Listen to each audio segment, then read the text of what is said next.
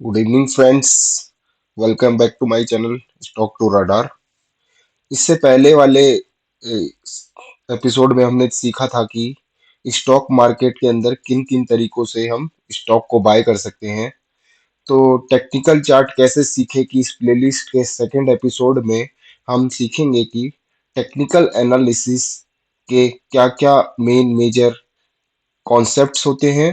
तो जो technical analysis जिस पे बेस्ड है, जो मुख्य आधार है, वो है डाउ थ्योरी। देखिए फ्रेंड्स, ये थ्योरी हमने पहले स्कूल्स में भी पढ़ी हुई है, कॉलेजों में भी पढ़ी है। तो थ्योरी को रटने की जरूरत नहीं है, क्योंकि पूरा टेक्निकल एनालिसिस जो है डाउ थ्योरी पे ही बेस्ड है। तो हमें डाउ थ्योरी को एज ए रटने के बजाय हमें इसको समझना पड़ेगा, तब जाके हम टेक्निकल एनालिसिस को सीख पाएंगे। तो टेक्निकल एनालिसिस को सीखने के लिए हमें डाउ थ्योरी को अच्छे से समझने की जरूरत है। तो जैसे कि डाउ थ्योरी जो है, जिनके नाम पे रखी गई है उनका नाम है चार्ल्स हेनरी डाउ, जिनको father of modern technical analysis भी कहा जाता है। जिन्होंने डीजेआई को इन्वेंट किया, डाउ जोन्स इंडस्ट्रियल एवरेज को इन्वेंट किया, और 1851 से 1902 के दौरान उनकी बॉर्न और डेथ हुई थी। तो उन्होंने लगभग 255 आर्टिकल्स लिखे थे वॉल स्ट्रीट जर्नल में, जो कि बाद में डाउ थ्योरी का एक बेस बना। उन्होंने कभी भी डाउ थ्योरी को बनाया नहीं था डाउ थ्योरी कहकर। उन्होंने अपने आर्टिकल्स लिखे थे, उन्होंने जो भी सीखा था उन्होंने वो 255 आर्टिकल्स वॉल स्ट्रीट जर्नल में मार्केट के बारे में लिखे थे, जो कि बाद में उनके साथियों द्वारा, उनके कलीग्स द्वारा डाउ थ्योरी के रूप में बाद में पब्लिश किया गया। तो बेसिकली दोस्तों, डाउ थ्योरी के 6 प्रिंसिपल होते हैं। 6 प्रिंसिपल ही जो है टेक्निकल एनालिसिस के आधार हैं।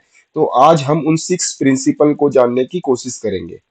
तो जो पहला प्रिंसिपल डाउ थ्योरी का वो कहता है मार्केट के 3 ट्रेंड्स होते हैं: प्राइमरी ट्रेंड, सेकेंडरी ट्रेंड और माइनर ट्रेंड। दोस्तों, पहले हम 6 प्रिंसिपल को जान लेते हैं, उसके बाद उनके बारे में ब्रीफ में जानेंगे। तो जैसे कि मैंने बताया, पहला जो प्रिंसिपल है वो कहता है कि मार्केट के 3 ट्रेंड होते हैं। चाहे उन्हें ट्रेंड कर लीजिए, चाहे उन्हें मूवमेंट कर लीजिए: primary trend, secondary and then minor. Primary trend को आप मेजर ट्रेंड भी कह सकते हैं, सेकेंडरी को इंटरमीडिएट भी कह सकते हैं। तो सेकेंड जो प्रिंसिपल है डाउ थ्योरी का, वो कहता है कि मार्केट के 3 फेज होते हैं, 3 phases of market: accumulation phase, distribution phase और पब्लिक पार्टिसिपेशन फेज। ये हम आगे जाके पढ़ेंगे अभी। थर्ड जो मेन इसका प्रिंसिपल है डाउ का, वो कहता है कि market discount everything. Everything means every news.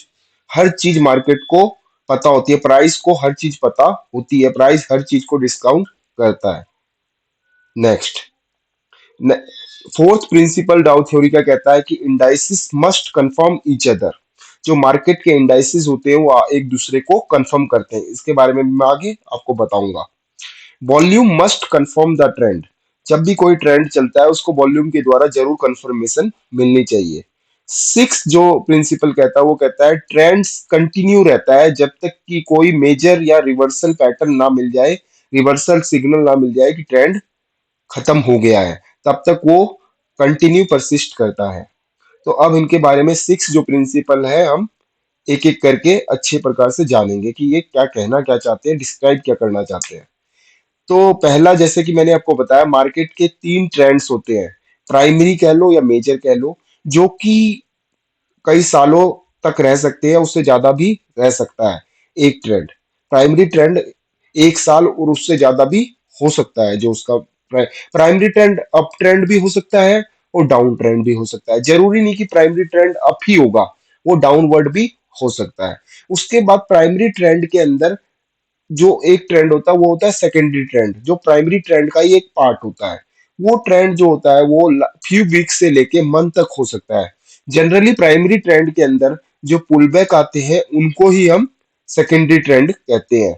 उसके बाद आता माइनर ट्रेंड, जो और सेकेंड प्राइमरी और सेकेंडरी के अंदर जो छोटे छोटे ट्रेंड बनते हैं, जो फ्यू डेज से लेके फ्यू वीक्स तक हो सकते हैं, वो उन्हें हम कहते हैं माइनर ट्रेंड। ये माइनर ट्रेंड बेसिकली कुछ नहीं होती है, नॉइस होते हैं एक तरह से, जो लोगों को डिस्ट्रैक्ट करते हैं।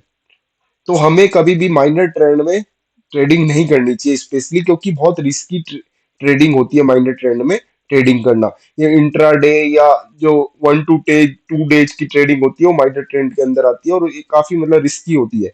तो हमें बेसिकली मार्केट के अंदर प्राइमरी और सेकेंडरी ट्रेंड देख के ही ट्रेड लेना चाहिए। हम इसको और अगले उसमें देखते हैं।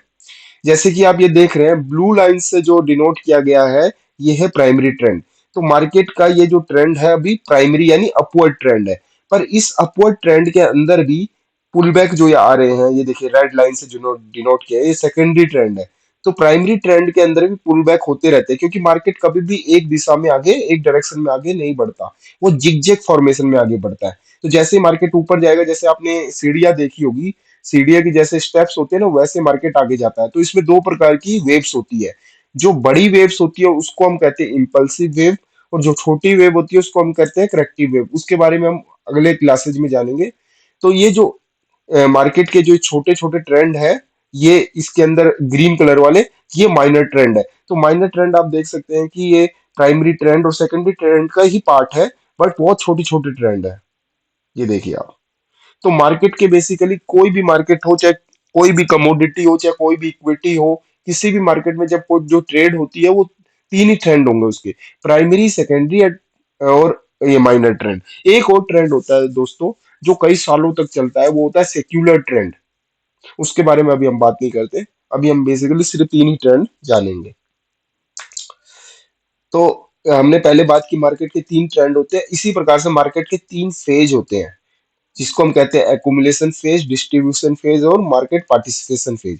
एकुमुलेशन फेज क्या होता है, जैसे कि नाम से ही पता चल रहा है, एकुमुलेट करना। तो इस फेज के दौरान क्या होता है, जो स्मार्ट मनी होता है, वो स्टॉक, किसी भी स्टॉक, कमोडिटी या किसी भी इंडेक्स को वो एकुमुलेट करता है। स्मार्ट मनी इसमें पैसा इन्वेस्ट करता है। इस दौरान क्या होता है, आप देखेंगे बस हर जगह बहुत ज्यादा नेगेटिव न्यूज होगी, पैसे मिस्टिक होगा सारा माहौल, हर तरह की नेगेटिव न्यूज चल रही होगी, वार की न्यूज चल रही होगी, हर तरह की न्यूज चल रही होगी, और लोग जो है मतलब बाय करने से डर रहे होंगे, एक तरह की नेगेटिविटी फैली हुई होंगी। इस समय मार्केट में जो स्मार्ट मनी होता है, वो अपना पैसा स्टॉक के अंदर इन्वेस्ट करता है। उसके बाद वो जो स्टॉक है या कमोडिटी है, वो और नीचे नहीं गिरती, वो वहीं पे एक बेस बना लेती है। तो स्मार्ट मनी एक बार में भी कभी अपना पैसा इन्वॉल्व नहीं करता, वो पीरियड्स के दौरान अपना पैसा लगाता है, एक अंतराल के दौरान अपना पैसा इन्वेस्ट करता है।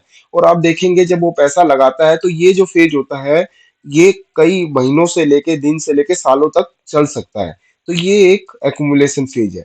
जैसे ही एक्युमुलेशन फेज खत्म होता है, उसके बाद मार्कअप फेज स्टार्ट होता है, जिस दौरान हमें लगता है कि जो शॉर्ट टर्म ट्रेडर होते हैं, उनको लगता है कि मार्केट ने एक बेस बना लिया, एक सपोर्ट बना लिया है, वो ऊपर प्राइस मूव करते हैं। तो पब्लिक पार्टिसिपेशन फेज कह सकते हैं इसे, या मार्कअप फेज कह सकते हैं।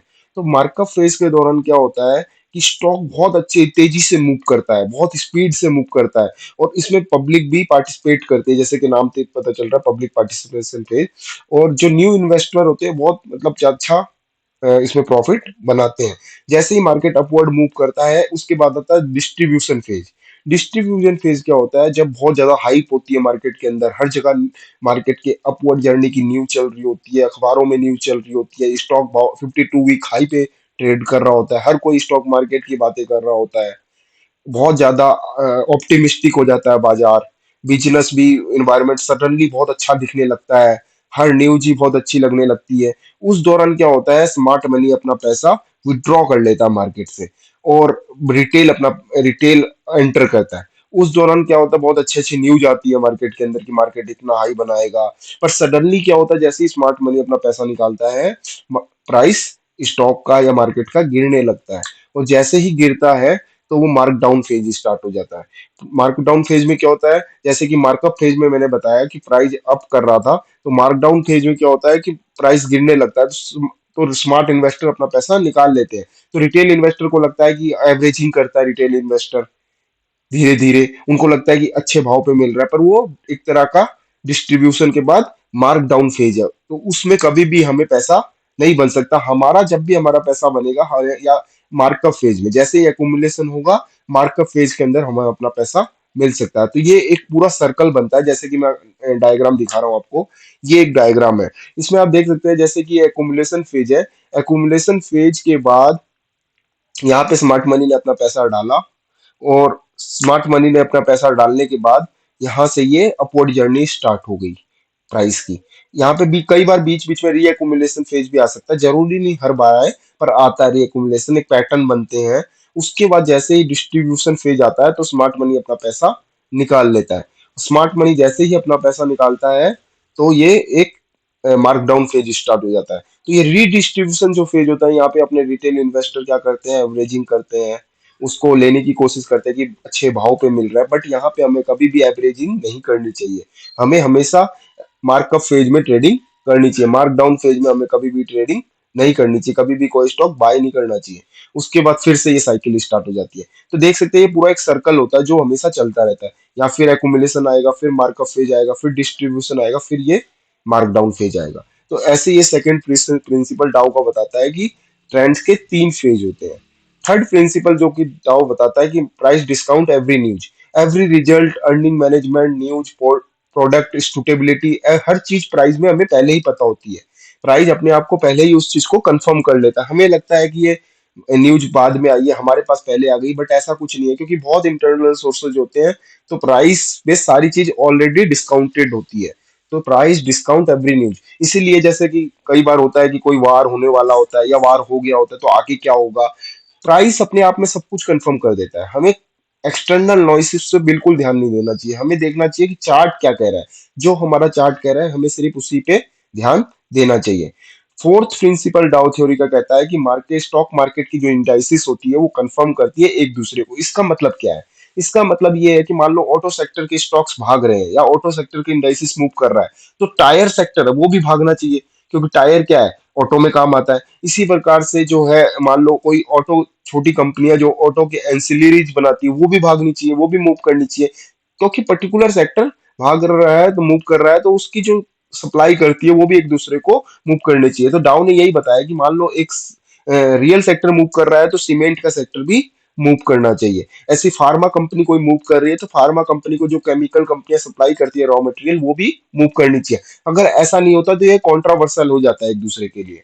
तो मान लो एक सेक्टर मूव कर रहा है तो दूसरा सेक्टर ऑटोमेटिकली मूव करना चाहिए। आप एग्जांपल ले लेते हैं, मान लो कोई रेडीमेड कपड़े की दुकान चल रही है, रेडीमेड मार्केट अच्छा चल रहा है, तो उसको जो रॉ मटेरियल सप्लाई करता है, धागे हो गए या फिर मान लो कपड़े हो गए, वो भी मूव करने चाहिए। तो ऑटोमेटिकली टोटल मूव एक दूसरे को कंफर्म करते हैं, मार्केट एक दूसरे को कंफर्म करते हैं। तो ये डाउ का फोर्थ प्रिंसिपल है।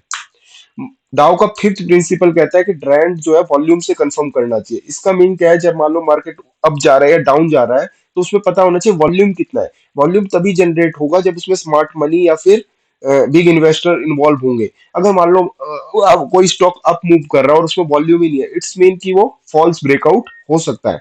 तो मार्केट के जो प्राइस है, स्टॉक का जो प्राइस है, अप जा रहा है डाउन, वो वॉल्यूम से कंफर्म जरूर होना चाहिए। मान लो कहीं ब्रेकआउट हुआ और बिना वॉल्यूम के हुआ तो वो फॉल्स ब्रेकआउट हो सकता है। तो ये फिफ्थ प्रिंसिपल डाउ का कहता है। सिक्स्थ प्रिंसिपल कहता है कि ट्रेंड कंटिन्यू अंटिल ए डेफिनेटिव रिवर्सल सिग्नल ना मिले। मतलब ट्रेंड जो है, मान लो अपवर्ड जर्नी कोई स्टॉक जा रहा है, तो जब तक वो कोई डेफिनेटिव सिग्नल ना मिले तब तक वो ऊपर ही जाता रहेगा। अगर कोई पैटर्न बनता है, कोई डिस्ट्रीब्यूशन पैटर्न बनता है या कुछ नेगेटिव चीज होती है, तो वो ऑटोमेटिकली डेफिनेटिव होनी चाहिए। उसके बाद ही प्राइस में वो चार्ट में हमें दिखना चाहिए, उसके बाद ही वो ट्रेंड चेंज करेगा। अंटिल वो उसी मूव में, इसीलिए कहते हैं ना ट्रेंड जो है फॉलो करना चाहिए हमें हमेशा, क्योंकि बड़े बड़े जो इन्वेस्टर है वो ट्रेंड को फॉलो करते हैं।